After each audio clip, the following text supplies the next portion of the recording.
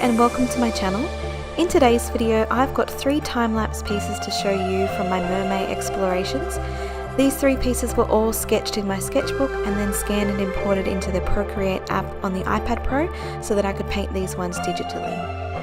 If you stick with me until the end of the video, I'll show you all the pieces I created for MerMay. I unfortunately didn't get all 31 mermaids done, life just gets in the way a bit, but I think I made a pretty solid effort. I love drawing mermaids, they're a lot of fun and there's so much opportunity to explore different concepts and mediums, and that's what I did this month. I really took the opportunity just to enjoy the process, explore with different mediums and ranging the pieces from simple to complex.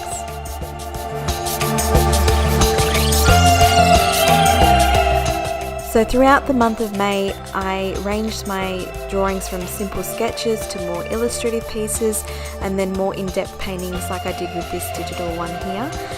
This to me is the best part about doing these challenges. It's taking the opportunity to experiment and learn, whether that experimentation is like what I did, exploring concepts and mediums, or just one of those.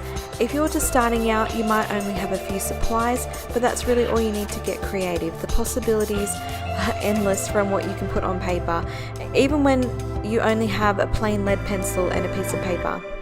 I've had a few friends say to me that they prefer my initial sketches to my finished paintings, so I decided to explore that a little bit this month as well, and that was also quite nice for me because it was less pressure to create a fully rendered piece.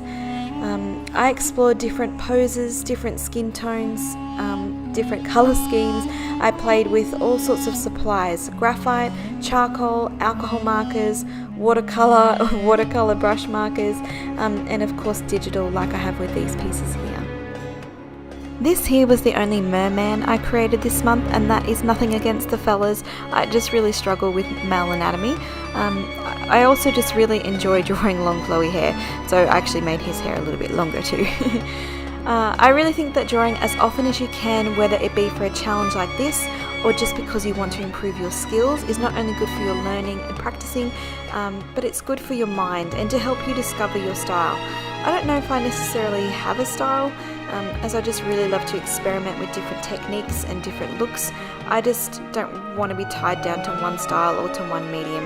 I just really enjoy the process of creating, so I don't want to be limited by anything. I've realised in the past few years though that I really do love the impressionist style, where it kind of looks a bit like a hot mess up close but realistic from a distance. And I've experimented with that in the past with some of my traditional pieces, but I thought I'd try that with some of my digital work as well. The power of suggestion is just so amazing in art, and I want to explore that further, and I want to learn more about tones and lighting and contrast, and of course colour theory. I'm a self-taught artist, so my learning comes from trial and error, but I still think that's one of the best ways to learn. You can seek advice and guidance on how to do things, but your own experiences will be your best teacher. For any fellow artists who happen to be watching these videos, have you guys done any drawing challenges like MerMay or Inktober, Drawaline or Huevember? There are so many challenges out there. I'd love to hear about your favourites, or if you enjoy doing them as well. What supplies do you like using, drawing techniques? I'd love to hear from you in the comments below. And feel free to link your socials as well. I'd love to see what you've been working on. And if you want to look a little bit closer at the pieces I've created this past month, you'll see my socials linked as well. You can see what materials I've used. This last piece here was the one that I was probably the least happy with. I tried to make it look like she was really in the depths of the ocean, but parts of her glow because she's a mermaid and has mermaid magic. I'm not really sure about this piece. Maybe I'll redo this one in the future, maybe experiment more with the impressionist look. I actually created this mermaid prior to the first 2 that you saw, so I went with line work on this one for some reason. Let me know what you think. Should I recreate this piece? What colours would you like to see, or any additional elements that I should add? Let me know in the comments below as well.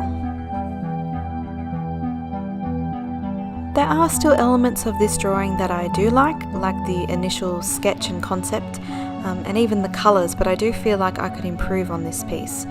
As I said before about the power of suggestion, I feel like this one adds a magical quality all of its own. And when I say that, I mean like a bunch of smudgy type shapes or marks that gives the impression of something. For example, painting a distant tree in a landscape, you wouldn't paint each individual twig or leaf. You just indicate the shape and use your values, your highlights, your shadows, contrast to say that this is a tree in the distance. And I like the idea of this. I want to explore that further, but in a different setting. So in a portrait setting or an illustration or some kind of digital artwork or traditional artwork, I just want to explore that more.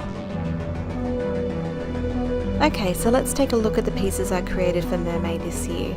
So these first few ones were created with Daniel Smith watercolors and various liners. So I've used the Kuretake Mangaka liner and some Copic multi-liners. This one here I actually used a bit of masking fluid to mask off the real white reflections of the water, and it created an interesting texture. I've also done some heavier line work around the characters here just to make them pop off the page a bit more.